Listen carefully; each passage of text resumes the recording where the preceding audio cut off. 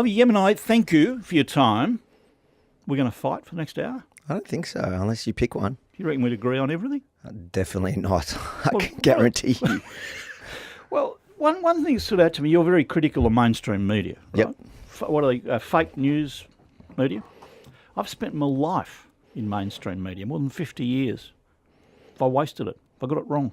Well, when we talk about the mainstream media, let me ask you, how do you feel about it today? Hang on, I'm interviewing.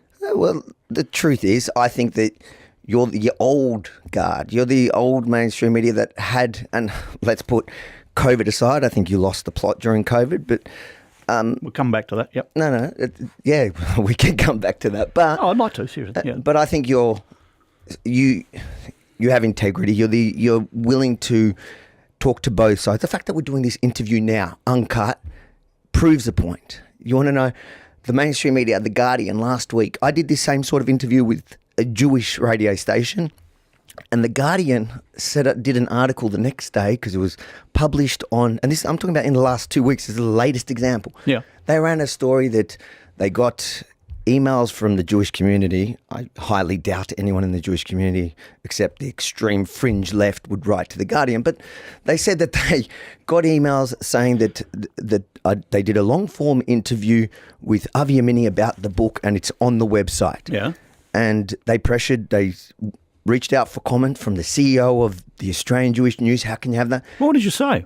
No, there was nothing in the interview. It was like nothing in the interview. They're not talking about the interview. They're talking about the idea that they're even platforming me. I see. And the next day, the interview's gone. That's really interesting, because a number of people, I said, when it was first suggested, we have this channel. Yeah, it's a great idea, it'd be fascinating. I don't think we'll agree, but good. And so, no, it's going to cause trouble. You'll get people criticising. How can you give him a platform? We talked on radio a while ago. No, several times. And the message again was, you're giving this idiot a platform. Now, I don't mind giving somebody a platform, provided it's an honest one and provided there's a debate. And I probably will disagree, and I probably do think you're an idiot in some ways. But what that worries me. What's happened that the world says you can't talk to that bloke? But that's my point about mainstream media. However, having said that, I wouldn't be keen on interviewing a Nazi. Well, I did a few weeks ago. That's probably where we maybe differ. But I went to the protest where there were Nazis and anti-Nazis. The so-called anti-Nazis were the only one that got violent to a Jew, and then the Nazis. Ironically, at the end, they were both marching for Palestine, which I found interesting. They were dressed the same. But I'll talk to anyone, because I think that if you have a bad idea, I'd rather challenge it. Pushing them underground doesn't help. No, that's a fair point. I worry about interviewing an extremist from anywhere, and we went through this a bit during the days of ISIS and the rest. I worry about interviewing extremists from anywhere, because I don't want to encourage extremism. I don't want to have somebody on who tells me, for example, that all Indigenous people are dole-bludging booze heads who bash up their wives, because I don't want them. I don't want them encouraging a form of racism or bigotry. Do you do that at all? Did I encourage or do I interview people? I mean, I interview anyone. I'll talk to anyone. I don't think. Would you interview Adolf Hitler? Am I allowed to say I would have loved to? Yeah, I would too. What would you ask him? Oh, I haven't even thought about it. I'm trying to get past Dan Andrews. What would you ask him? Oh, I have a whole list of questions, but I got banned from that. So, so did I. But, I went to court and I lost it, and the whole media was the media class that you're talking about. They were outraged at my lawyer for even defending me in this fight. So, you asked what the problem with the mainstream media is. Mainstream media. I've wasted my life. Yeah.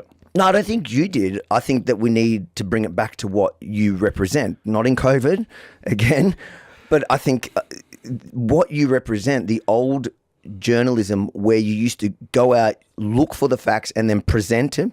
You can add a bit of opinion to it. There's no problem. Now everybody pretends like they have no opinion. This is fair and balanced. These are the facts, when it is literally people spewing their opinion, and they're presenting it as the facts. And that's why do so many people hate me? Because the mainstream media, especially I'm talking about in the establishment, whether it's the media, the political class, is because the mainstream media has painted me in a certain way. Well, have they painted you? Rat bag. Well, yeah, I talk about it in the book. There's all the different things that they say about me which are completely false. You know, I don't mind. There's a lot about my character. Character assassination, I've made it easy for people to character assassinate me. But the problem is the things that they pick on about my character are the wrong things. They take easy, low-hanging fruit that I wasn't able to defend myself, and they kept pushing those. Well, with the honesty, and we're being honest, what's the worst thing you've ever done? Oh, so my teen years are pretty bad. Drugs? Well, drugs, crime. I used to rob people on the streets. I was a little junkie. Did you bash people up? No, see, I was always...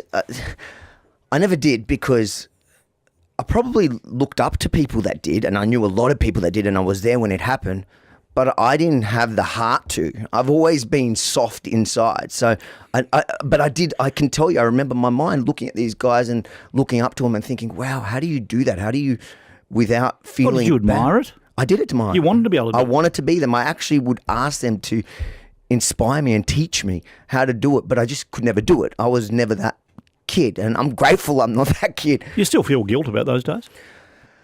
Do I feel guilt about those days? Probably to the one or two victims that I had, and we're not talking about victims. I'm talking about other kids my age that I walked up to and pretended like I had a knife in my pocket and told them to give me their phone and their wallets.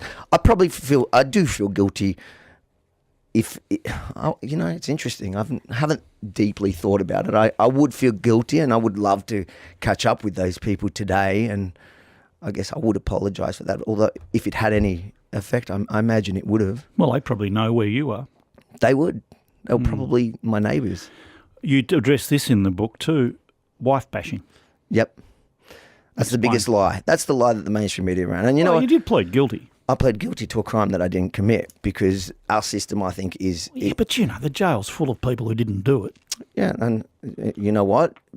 Before I went through it, I probably would have been one of those people that would go, you know, when I hear... I'll give you an example. There's a girl, Sydney Watson, who was a good friend of mine. A few years ago, she was in town and she was organising... She used to go on about men's rights.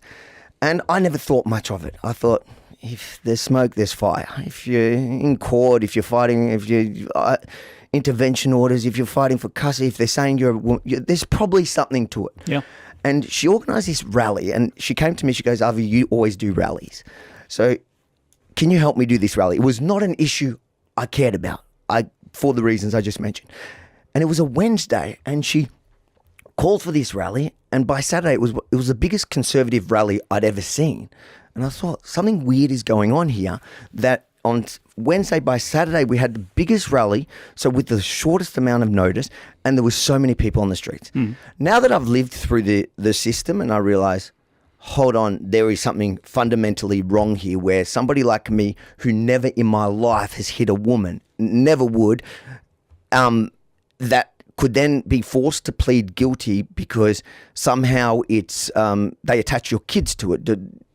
You can't talk about a lot of it because of legalities. Yeah, you can't. But essentially, you say in the book, you pleaded guilty so you didn't lose access to your kids. Essentially. And the incident with your wife was accidental.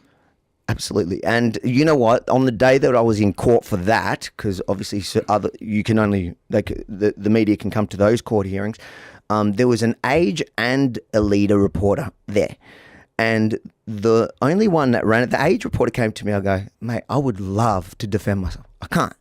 He didn't run it, which I was shocked about. He didn't run the story. He didn't run the story. It was the Herald Sun, the leader, who ran it, and he ran it that day with that headline because that's what the media do. They knew that there was more to the story. They ran the headline, Yemini pleads guilty. Why are they after you? I mean, you sound as if you're a victim. You sound as if they're after you. So this is their tactic. It was character assassination. They don't like me. Come on, you just told me now a minute ago when you talked about doing this interview. Yeah, I don't think you're that important. People within the media straight away said, no, that guy's the worst guy.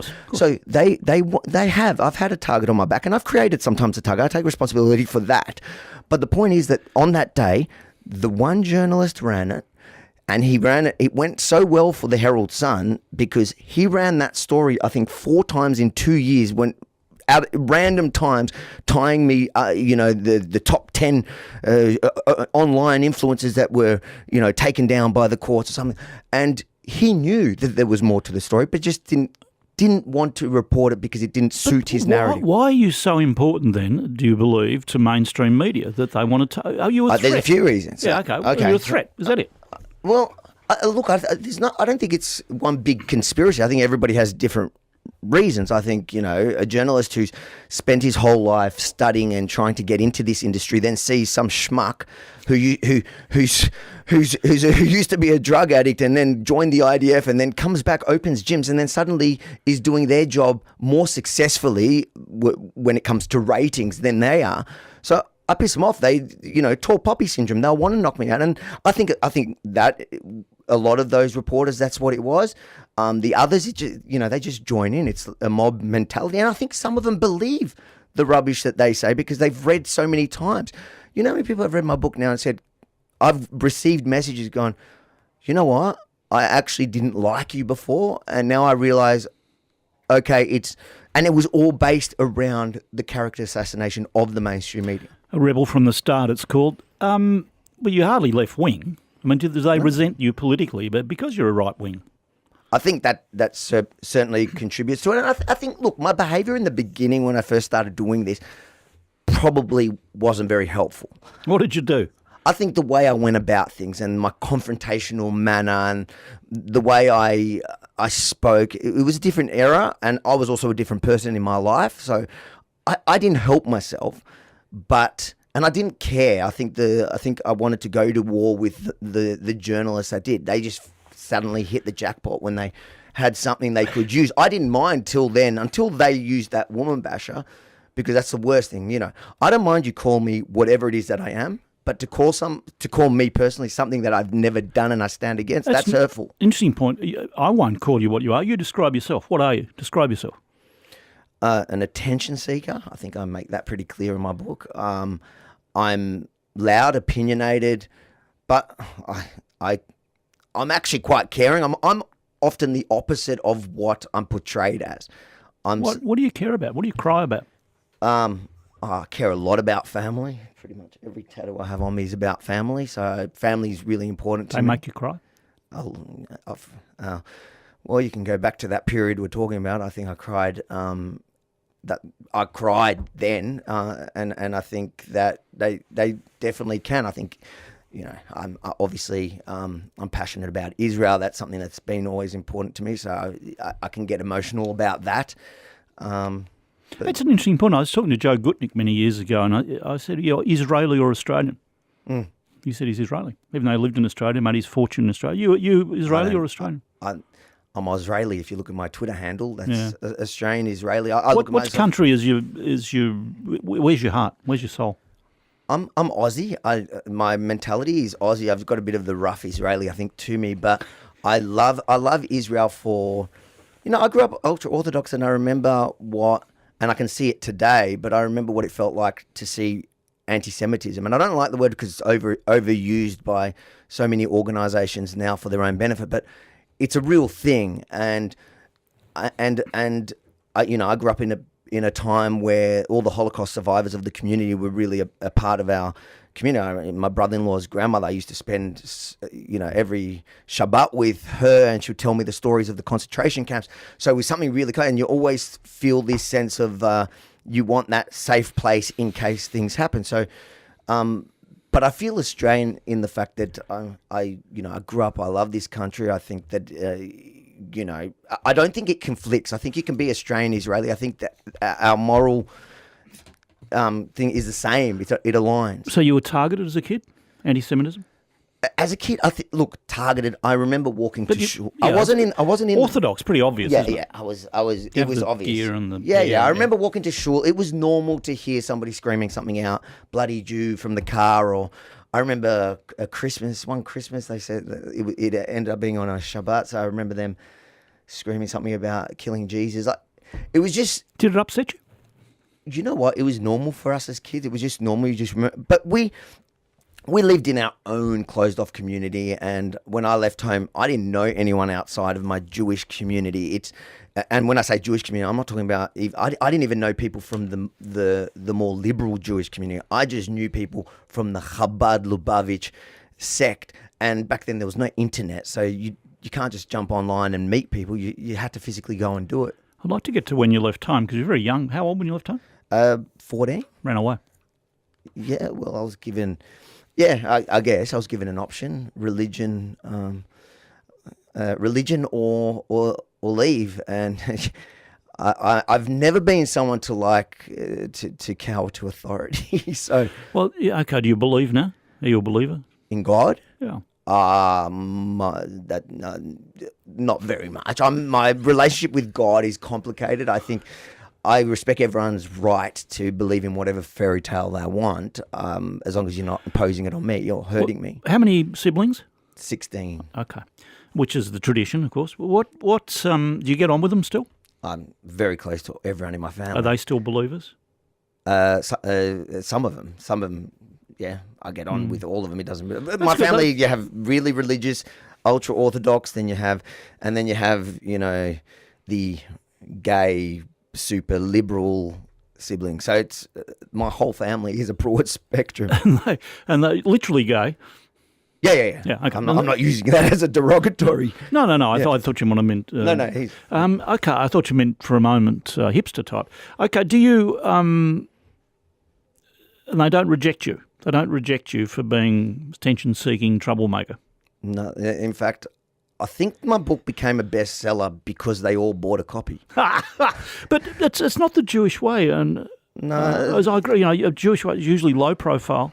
We don't go out and get attention. We've been through millennium of being Well, I think depends what persecuted and killed because of drawing attention. I mean, you're sort of anti-Jewish in that sense. No, I think that it depends what sect. Lubavitch is the only kind of Jewish group that go out, and I talk about it in the book. It's one of those things where they go and try bring Jews to the fold. So we've always had. It is the only outgoing sort of group. So I don't think that upsets them. Okay. They love it, and they're all attention seekers. To be fair. I've got a lot of Jewish mates who are not Orthodox, and some of them tell it's really sad. They born in Australia, grew up in Australia, generations of Australia, because they trace their families back hundreds of years.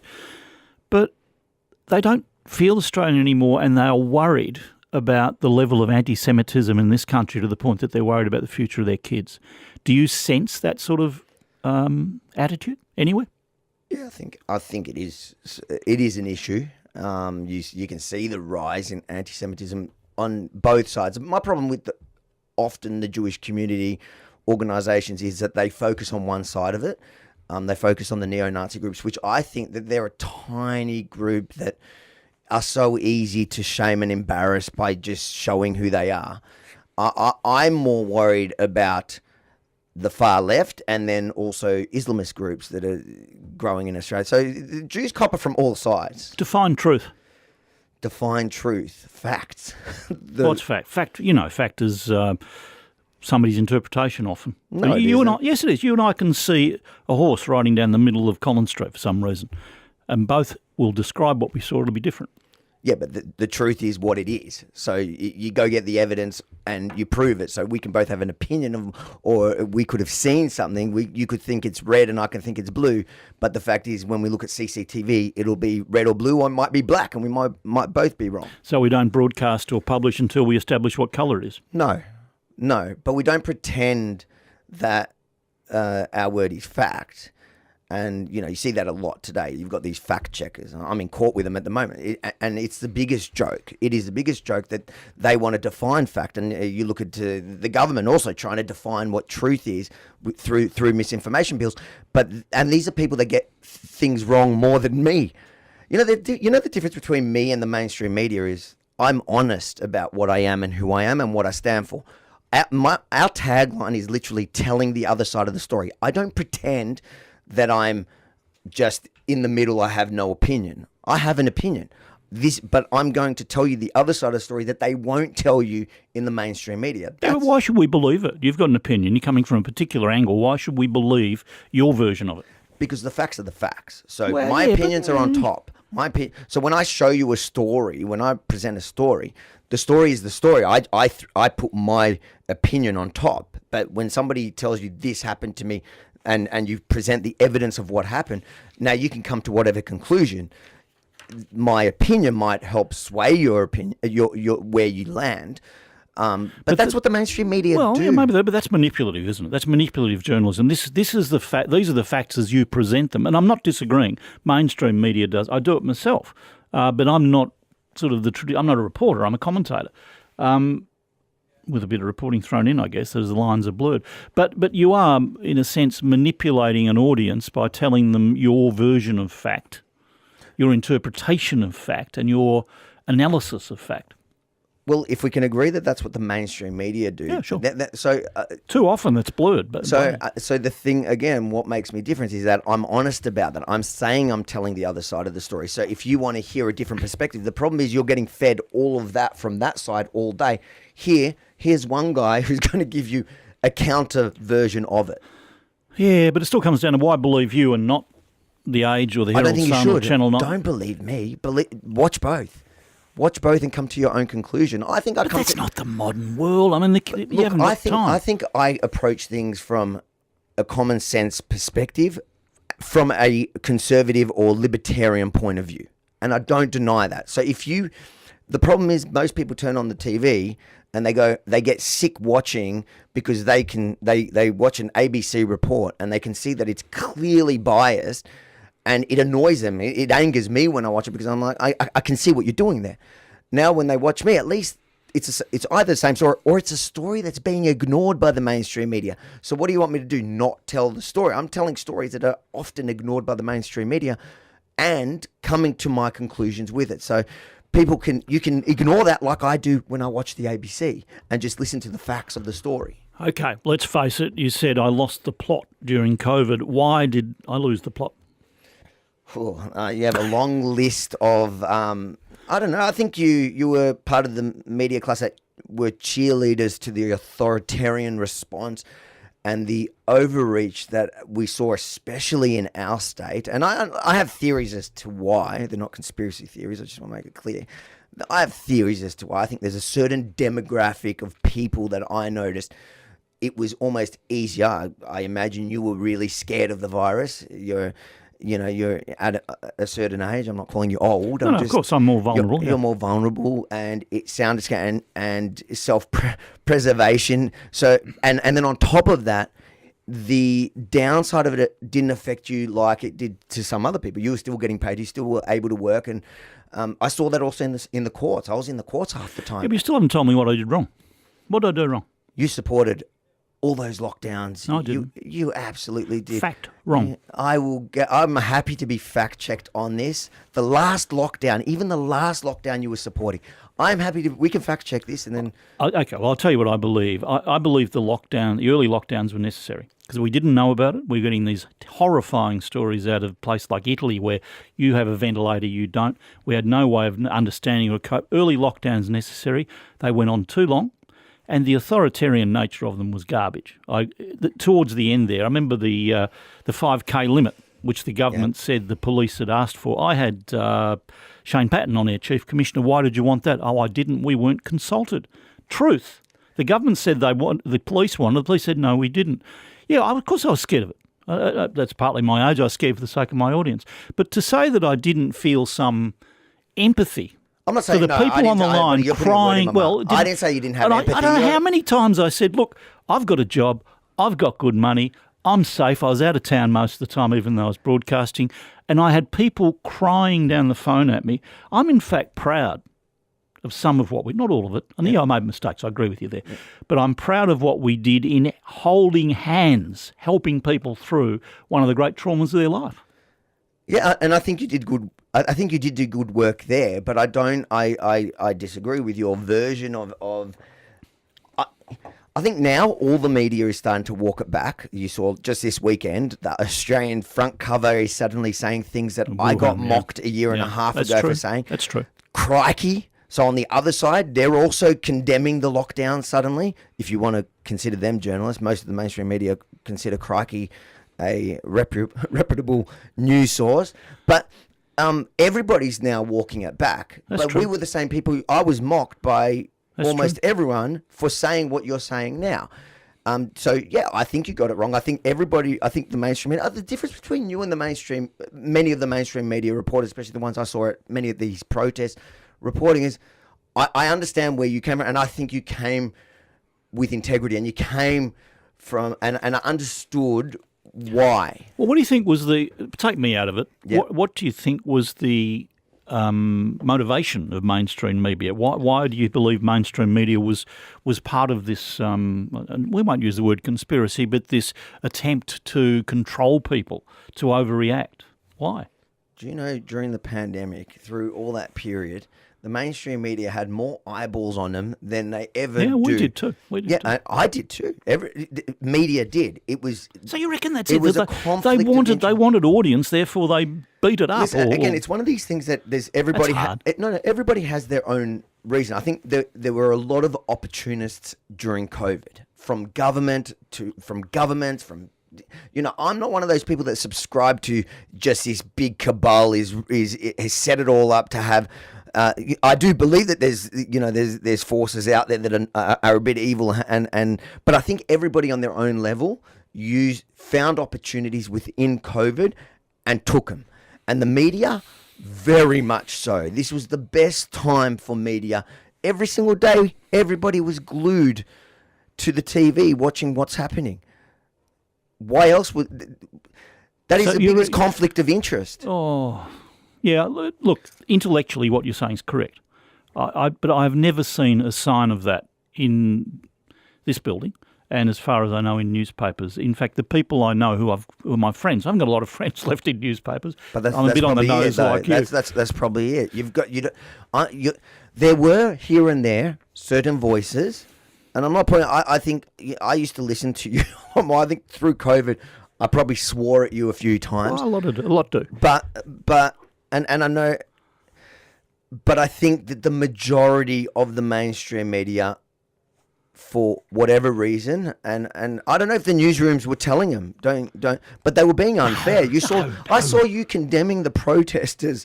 I thought some of the protests were outrageous. Up at the shrine.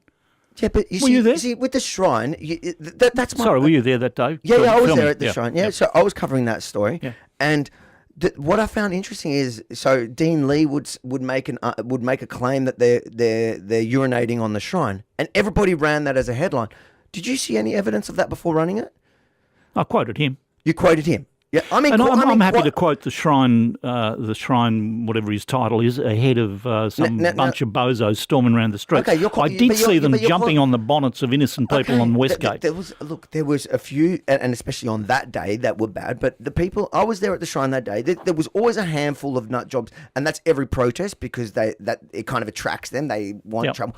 The majority of people weren't that. You were calling them bozos. You were calling them. I understand by that. You were calling them names, but that's not who they were. Come on. You talk about media self-interest. What were those people? Why were they storming their own union office down at the CFMEU? Why were they jumping on top of innocent people's cars? Why were they trashing the shrine? Why were they insulting war dead? 3AW is the reason. 3AW is the reason that the CFMEU kicked off. Do you know how that happened?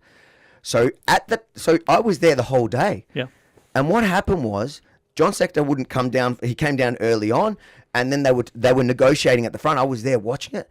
And then John Sector went on, I think it was Tom Elliott, but I think actually, what's her name? She used to be your producer. Heidi was filling in that day. And they were playing it on a speaker from the phone. They were playing it on a speaker. And he called them all a pack of Nazis. Well, hang on. That's 3OW's fault. That's John Setka's fault. Yeah, but nobody counted what he was saying. And they just ran that narrative for 24 hours. But you just said it absurd. That is 3OW's fault, and here you are arguing for truth and honesty. There's truth live from John Setka, which happens to go through 3OW, and it's our fault. No, but your fault. You're just like you. You'll censor it. No. I'll tell you. No. But you're meant to ask questions. You're meant to go. How do you know they're Nazis? You're meant to go to Dean Lee. What did you see somebody weeing on that thing? Because the only proof we have of anybody desecrating the shrine were police horses. There were so many live videos, and there's not one video. You're telling me, not one video. They certainly trashed it. You look at the garbage. They were kettled. That for 3 hours they were forced to be there. What do you want people to do when they're there? And I'm not saying everybody, but I'm saying the majority that you call bozos were actually good, decent people that I met. And if you would have come down there and spoken to them, which the media that were there were not giving them the time of day. We were the only ones giving them the time of day. And if you spoke to them, you'd realise that they weren't Nazis. They were actually... I didn't call them Nazis. The media was for days after John Sector made that claim, and they weren't Nazis. In fact, do you know those protests were the most diverse I've ever seen? And I've gone to protests for years. They were the most diverse, mostly made up of ethnics, because ethnics had the guts to come out and actually do it. Many of them from countries that they feel like they ran away from this kind of authoritarian... Would you seriously tell me there weren't groups within several of the protests, I don't know about the one specifically, the old Trots, the Trotskyites, out there to stir things up, to cause trouble, the anarchists? We want trouble. We want blood in the street. There were. There were Nazis also that attended, but that didn't define the group. That's the thing. The media always took... There was a picture of a few Nazis that everybody there would have hated, that were there, and they took a photo, and the media ran with that. They're all Nazis. It wasn't like that. And if you and the journalists that were there on the ground knew that, and they were just dishonest. You tell me why. Tell me about leaving home at 14. Were you scared? I often did things without thinking. I just didn't want to be religious. I had a dream when I was a kid. Often it was I grew up. I was the 10th child of 17 kids of an ultra Orthodox family. My dream was to be on the sidewalk, and some Aussie couple, not Jewish, had no kids, just took me in. That was my dream as a kid. So leaving home was sad. It was. Look, it's sad now to look back, and especially as a dad, I would hate to think my kids ever have any thought close to that. But at the time, was I scared? I think I was excited to leave, and then the reality of sleeping on the street probably hit me quickly. How long were you on the streets? So it was only a few days that I lived on the streets before I manipulated my way into somebody's house. And I stayed there until I was taken into Anglicare and foster care. And how'd you get into drugs?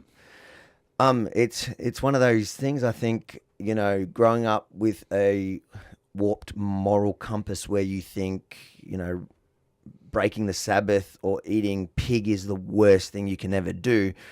I don't think taking drugs is very hard. In fact, I think you're a lot more accepted. It was easy to go home and say I did that, took drugs, and then breaking Shabbat or that. So it started really young. Remember your first time? Yeah, it was. What was I talk about it in the book. I was actually I was at a place that used to be called Little Hustlers in Balaclava Road, just under the bridge there in Carlisle Street. It's not there anymore. It was a little arcade, where all the trouble used to hang out back in the day. And I walked in, and there was a couple of, I was 14, and there was a couple of older girls, 18, 19. And they looked at me. I was walking around like I'm the toughest guy in town, and they go, "Oh, do you smoke weed?" And of course I smoke weed. I never touched it. Wouldn't have. No, I knew what it was. I just didn't know. I would have known what to really do. And they said, "Oh, do you want to come to our house and have a smoke?" And yeah, I went back and had a bong, and it knocked me right out. I was very scrawny. So I was this tiny little kid, probably didn't take much, but yeah, that was it. Is that when you were raped? It's technically I was raped, yeah. So that's when it was, but it's a weird thing to think about, because when I was writing the book and going over that period, I was technically raped by the two girls. By the two girls, but it. So that some 14-year-olds, that'd be their dream. I think so that's the thing. That's why there's kind of a conflict in my head, because I remember walking out of there and I was so excited to tell my friend and boast, but I just didn't. I was never upset that it happened. I was just upset with who, because I didn't want anyone to know that I was with them, because they weren't, the prettiest and the most glamorous. What did you get onto from dope? What did you move to? Oh, so then it was party drugs, and it's you don't start off thinking I'm going to be injecting heroin in your arm. But you were. That's where I ended. But at first it was party drugs, so ecstasy, speed, ice, and partying every weekend. I did I've taken almost everything, but I didn't like drugs that make you hallucinate. I like to feel in control. But yeah, then the progression was essentially that after you do 3 days, a weekend essentially of up, you have to come down, and the come downs got pretty nasty until my friend introduced me to this magic that helps the come down. But he made me promise not to inject it, because by that point I was already injecting almost everything I can get my hands on. And I said, yeah, sure. And I took a smoke of it. This is heroin? Yeah, we burnt it on a bit of silver foil, and I had it almost immediately. My come down turned from the most nasty thing. And when I say come down, you can get suicidal. It's depression. It's a deep depression where your body's also lagging. So it's physical, and then suddenly you just feel nice. And so I asked him for a little rock to take home, and I promised I wouldn't inject it. And I went home and just injected that in. And I got to say that out of all the drugs, I think it's the only one that I was really addicted, and I got addicted to it quite quickly, because the way I describe it is a physical and mental painkiller, and I was in both, I'd say. I was living on this, yeah. I had a friend who used it a couple of times and described using his first use of heroin as a 3-hour orgasm. And I said, well, why did you stop? And he said, who needs a 3-hour orgasm? Look, people either love it or hate it. That's the thing. I think people in pain. How bad did you get? How often were you using it? Every day. Where'd you get the money? Petty crime. You know what? I always thought at the time, when I was looking around at the older kind of junkies and that I was hanging around with, and I'd always think, what a waste of your life. They were older, so I looked down on them because I thought I'm just passing through. But I used to look at them and think, if you put your mind to it, you'd be so successful in life, because you're able to, so I'm talking about people with $10,000 a week habits. $10,000 a week they were able to. Well, what were you up to, do you reckon? What was it costing you? I was probably a couple of grand. That's a lot of petty crime. It is. What were you doing? You spent the whole day the whole day and whole night. But what are you doing, burglaries or what? Burglaries, there was the robbing people on the street, but that was less generally. Armed robbery, knives? So I was charged for armed robbery, but the armed robbery, like I said I had a knife on me, but I didn't really. Did you ever carry a weapon? Yeah. What? Yeah. Knives. No, yeah. Ever attempted to use it? Ever nearly used it? I told you, Neil, I would have wanted to. That's the thing. I wanted to. I aspired to, and that's why I look at a lot of the youth crime today, and I think, I know for me, I feel like if they went hard on me the first time, it would have scared me into reality. I had this conflict when I would go and have to sign bail. I would skip bail for weeks so that I could come back and they would lock me up, because I just want to be in juvie, to have that under my belt and be able to, it's a bit of street cred. How old were you this time? 15? Good God. 16. So why didn't you die? I'm lucky. There's not many people I know from that period that are around. I have one friend that dabbled in it who got out of it, but outside of him, I can't actually really think. So why? Why did you not die? Why did you get out of it? I hit rock bottom, and I recognise it, and I always had that, that secret get out of jail free card in my back pocket, which was I knew I could go to my home and I could just accept the religion or whatever, and I had a safe place to. Well, what was rock bottom? I was staying at a friend's house. We were sharing a bed at my friend's house, his bed, and it was, there were so many youth services, so there was no reason for me to be homeless. To get a room was not super difficult. It just meant that you couldn't do crime for a few hours to get money for heroin. So I was just focused on that, and I would always plan for the next hit, because heroin, if you don't take it, once you're addicted, you're actually really, really sick, like the worst flu you could have. Yeah. And I planned for the morning. I planned so far that I even set it up. I put it into the needle and had it ready to go, so that minimal work in the morning and I could just get it into me. And I woke up in the morning and the table was probably 5 meters from from the bed. I don't know, something like that. It wasn't very far. And I remember waking up in the morning and I was in excruciating pain, the worst pain, the worst sickness. I've never experienced anything like that to date. And I had swine flu and COVID. I've had everything and never anything that can compare to that. And I crawled, physically had to crawl to that table. And it felt like hours. I took it. And the thing is, I just felt normal. And that normal it was the biggest high in the world. Imagine that sickness that you have, and then a doctor just gives you something and you feel normal. It's the biggest high. And I knew at that moment. So that dawned on you, I'm in trouble. I'm in trouble. How hard to get off it? Oh, it was horrible. It was horrible. What did you do? Where'd you go?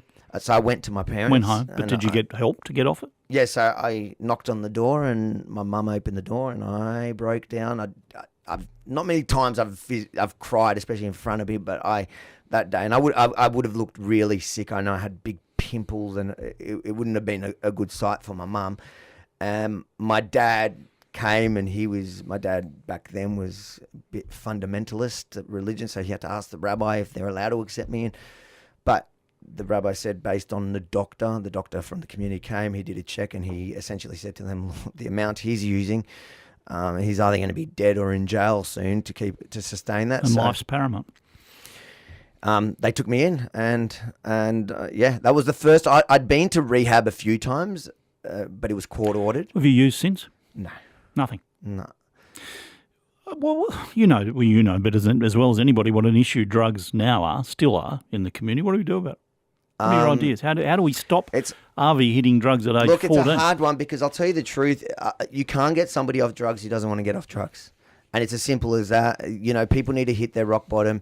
And I think the trick is just more for families, you need to just love those that are addicted to them, and you can't fall for their tricks. They're the most manipulative people. Yeah, but how do we stop the music in the first place?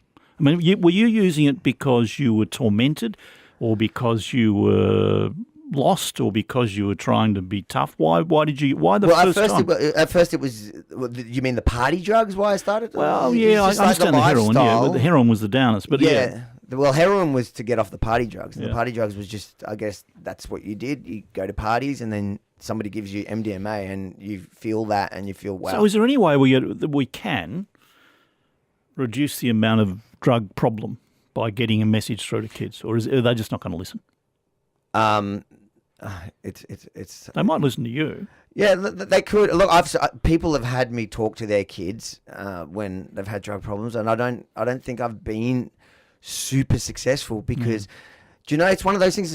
You have kids, right? And you made all these mistakes in life, and I've sat there and said to my kids, I just want you to know this mistake I've done, so you don't have to remake it. But they think you're an idiot because you don't know. You don't know. Yeah, you're an adult. Yeah. I don't know.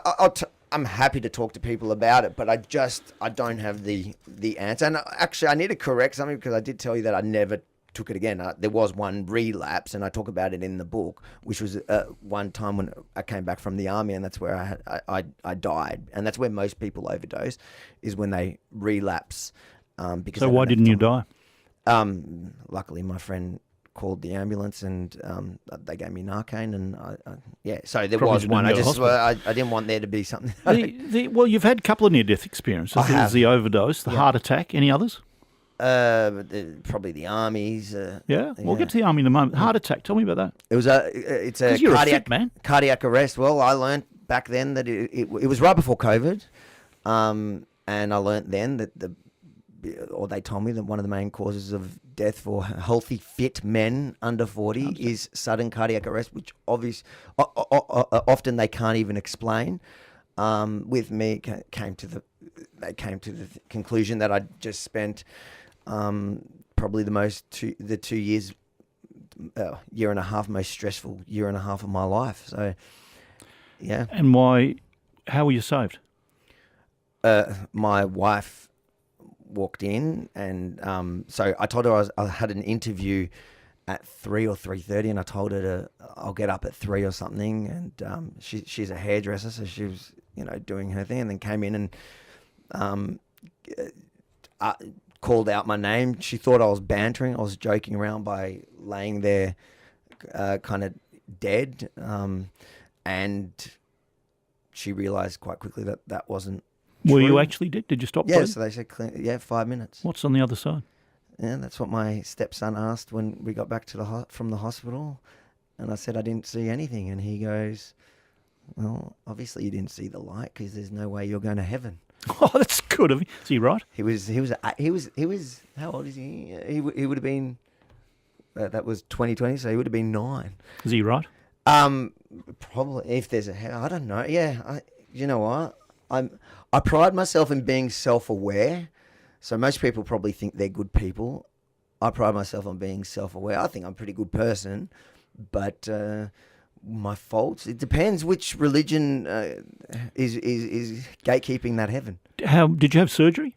Heart surgery? No, there was nothing to do. It was just a one-off thing. It knocked me about. It took me probably 6 weeks to bounce back. Well, my wife had to give me for 8 minutes straight. She had to pump my heart. So she said that you could literally see the color coming in and out of my body. She's a champion. I don't know if I could have done that. It takes a certain person to be able to do that. So twice, this is taking the army out of it, twice you've nearly died. Yeah. Maybe it won't technically die, but you've nearly died. Does it change your outlook on life? I think that one did. I don't think the first one, I was in the middle of the army, so it was during my visit, and I didn't really care. I was living on the front line of the Gaza conflict, and back then it was action, combat every day. But the second one, yeah, because I was in a really good place in my life. I had a family. I just got my kids back, and things were working out for me. So I think that one did, and it probably helped me grow quite quickly. So how are you different now to what before that heart attack? Yeah, I think that I think I look at things. My perspective has changed. It's like a cliche. Like I look at it and I realize we're all passing by. So who cares if they call me a woman basher? Who cares if they call me a Nazi? Because at the end of the day, I'm here for what, 80 years? Really, if I'm going to annoy them, 100 years. But I'm a little dot on the thing. It doesn't really matter. So I guess it gave me this perspective and power through the COVID thing, especially when they were throwing a lot of mud at me, to be able to go, Well, the army, did you face death in the army? Yeah, the army was, and In Israel? yeah, in Israel, and I'd like to say that I was super brave on them, but I wasn't. It was actually loudmouths like me that I reckon get the most scared when it actually all comes down to it. So I crap myself on a couple of occasions. Did you get close to being killed? I think there's one occasion where probably, yeah, our class did get pretty close, but we were saved by the Air Force. And I just remember thinking it was the end of that was it. That was going to be the last time my gun had jammed. So it was the most powerless moment when you're just dodging bullets, jumping over a little sand dune because we'd been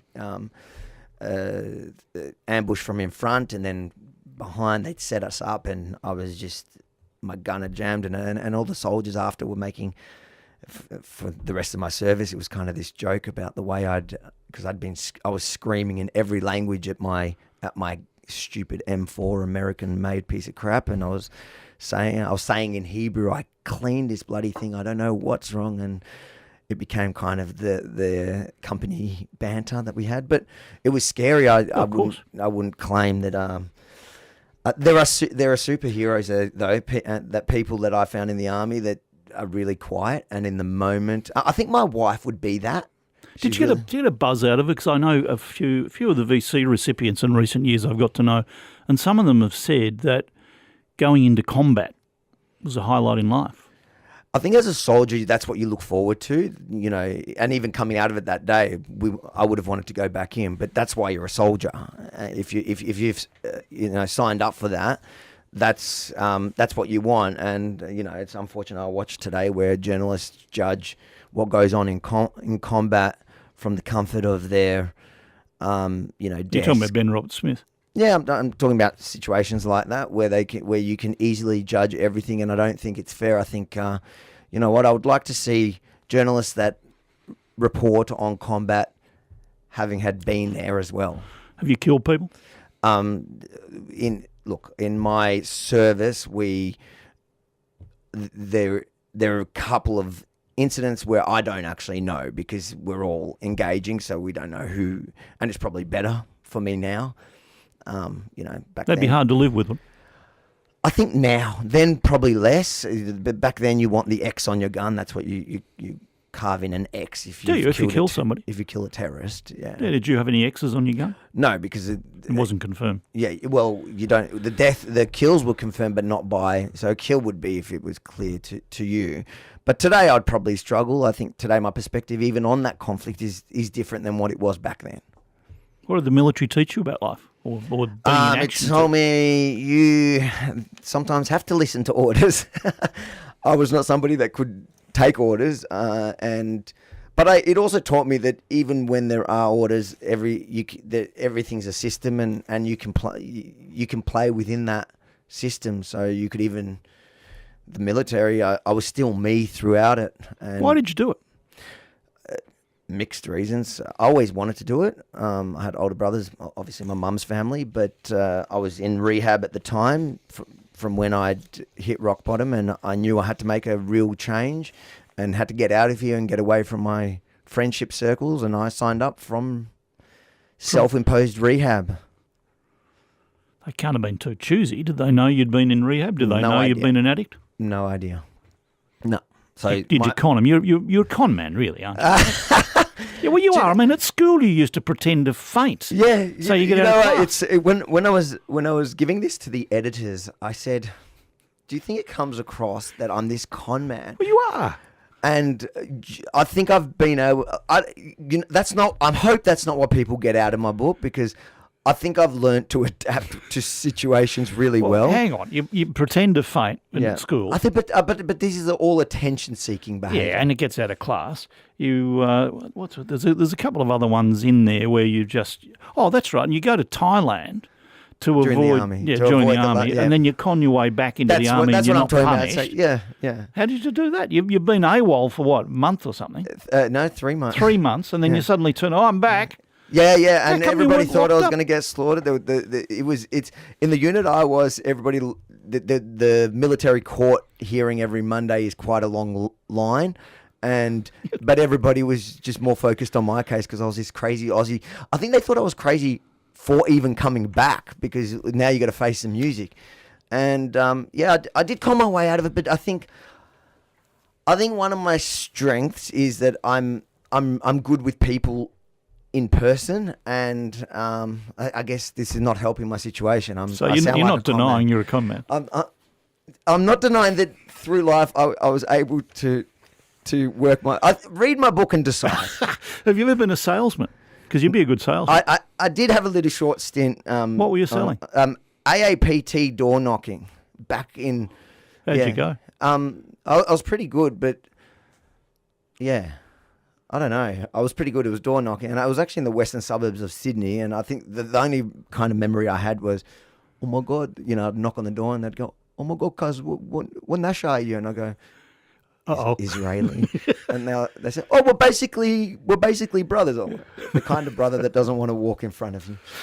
Do you got any significant regrets in your life so far? There's a long way to go. A bit early to be writing an autobiography, actually. Yeah, the regrets. Look, yeah, there's many things, and I can turn back time and say, at what point do you let me change the trajectory of my life? But the question is, would I end up here today?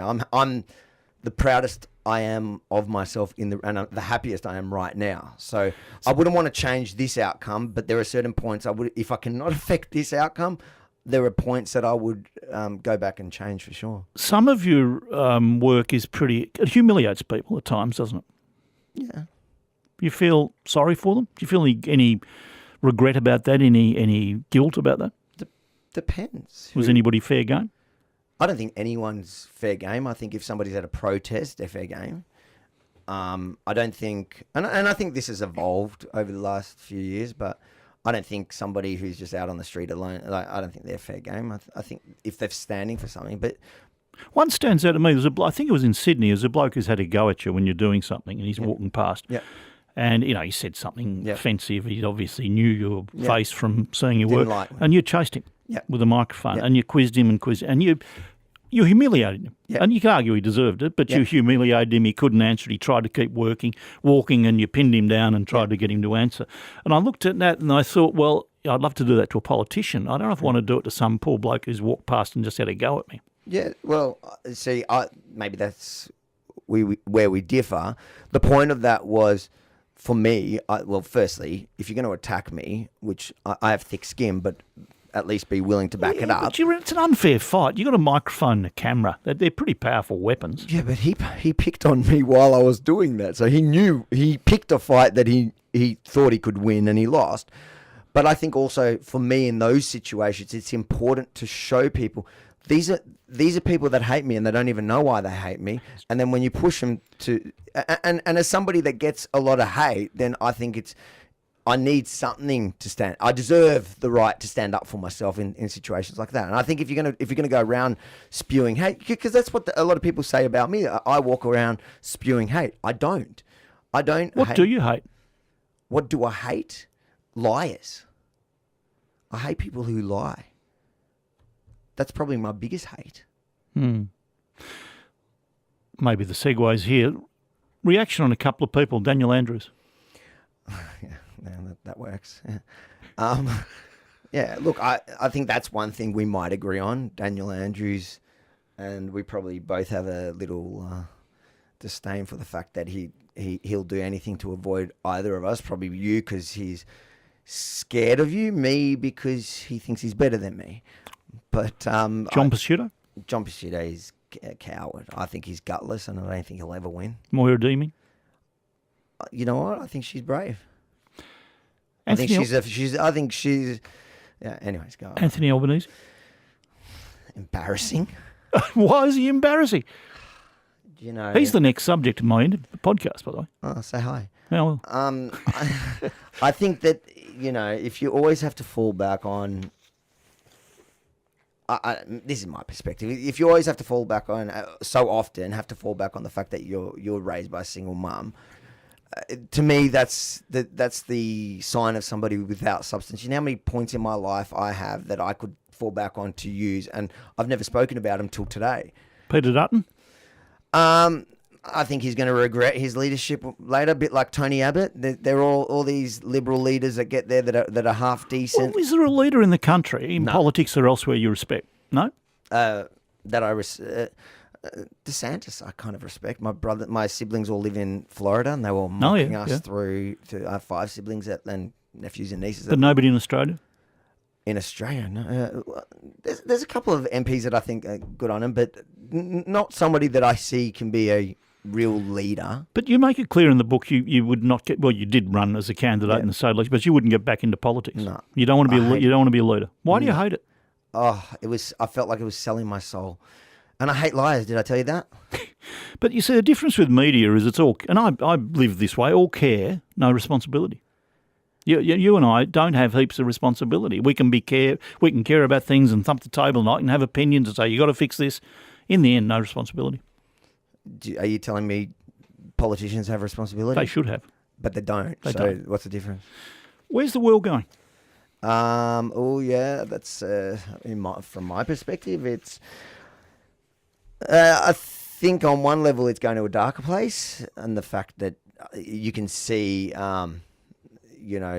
Extremes on both sides are growing, but from another side, I think the silver lining of COVID, I find, is that the general public now is a bit more, a bit less apathetic to political issues because they realise things affect them. But if extremes are growing, aren't you feeding that?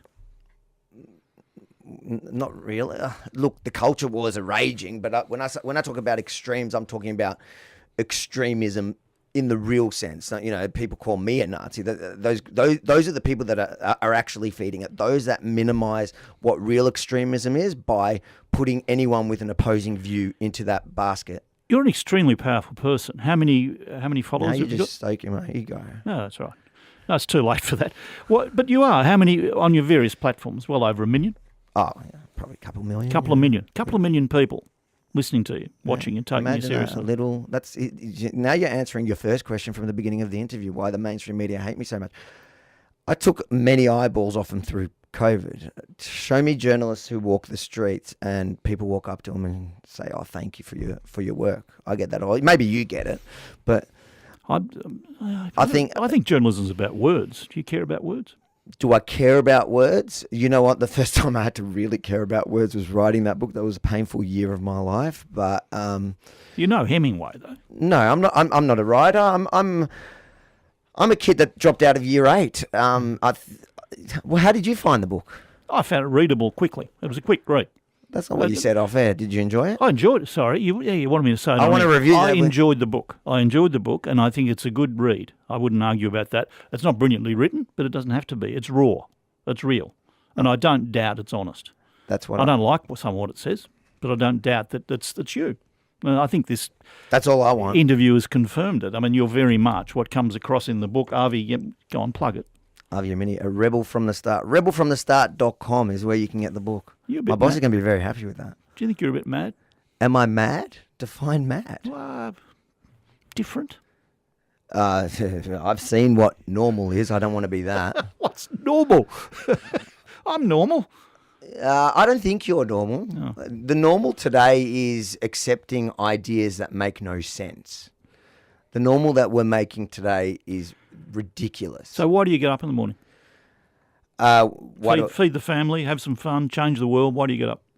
Yeah, it can be a mix of all those things. I enjoy life now. I can't say that for my whole life. I really enjoy life. I'm in a really good place. I've got a really good family, and I love life. I think, So how old are you? 38. What do you want to achieve in the next 40 years? Ouch! Now you. I've never been a long-term goal setter. What do I want to achieve? Look, if 3AW is hiring in the next year or so when you retire, I wouldn't mind that chair. Good luck with that. Me retiring, getting the chair. Maybe after this interview. Thank you for your time. Thanks for having me. Avi, A Rebel from the Start is the book. I'm not sure I've nailed you yet. Not sure. Am I what you expected? Almost. I mean, I expected a vibrant discussion, which I think is what we've had. I expected an intelligent man who could argue his point of view, and you've done that. I don't agree with some of what you say. I do agree with some of what you say. I worry a bit about your work at times, and which parts? Well, the nature of being able to influence without responsibility. That's what you do. Not yours. Well, I got the bloody. No. But through COVID is a great example of where I'd say you avoided responsibility for some of what you advocated. And how did I avoid responsibility? I've got not as many as you, but I've got hundreds of thousands of people out there judging me every day. Well, I've got hundreds of thousands. You've got millions. So if that's the responsibility, then I've also got responsibility. I'm saying, when you say I don't have responsibility, what responsibility are you talking about? Not meaning you personally, but the whole influencer thing. And in a sense, you're an influencer, aren't you? So are you. Oh, well, in the true sense. I hear you've got some very high-profile fans. Who? Look, some of them. The one that sticks out most to me is when you say fans is Carl Stefanovic when he. Carl, he's not high. Well, he's high profile. He's high profile, and you know what? I respect Carl for the one fact that I've gone after journalists before. I think I don't know if I've probably gone after probably you. Have. Yeah. But most journalists on something like Twitter, they'll either block you or they'll block you and they'll write this whole post calling me a woman basher or something like that. Carl, his reaction to me attacking him, I can't even remember what it was. He messaged me going, "I love your work. I like your videos, well produced." And I thought it was clever because he took away my power to go after him again. I don't think I ever went after him after that. I introduced Carl to Lydia Thorpe, Senator Lydia Thorpe, who I don't think would have gone near him. And she rang me. He did a piece of 60 Minutes, and I got him together to have a chat on the phone. She said, he's a bit of a character. He's all right, isn't he? He's a bit different. He's a bit out there. Come on, you can do better than Carl Stefanovic. Who else? Look, now I can add Neil Mitchell to my list. Oh, yeah, okay. Who? What big names? What in this industry? What's bigger than Carl? I do look on grassroots because I'm mainly out on the street during COVID. Through COVID, first there were journalists that would walk up to me going, "Oh, good on you. I wish I could say what you're saying." You know, well, that's crap. coppers. You know how many times frontline cops came up to me during those lockdown protests to get photos on the sides of protests? Name names. Not going to happen, but Well, how can we believe you? No, you don't only believe the fact. you don't have to. This is not one of those issues you need to believe. I'm just telling you a little story that I think is funny, because I think that the reach. Yeah, I think you hold a powerful position, and I think it's important to be. I thought Donald Trump would be following us, something like that. Donald Trump. No, I don't know. Maybe. Thanks for coming in. Thanks for having me. Pronounce Avi Yemini. Yeah, I Yemini. was going to pick you up on the beginning. You said Yemini. It's Yemini. Yemini. From Avi, Yemen. From Yemen. Avi Yemini. That's not your real name. It's my mum's maiden name. A rebel from the start. Thank you.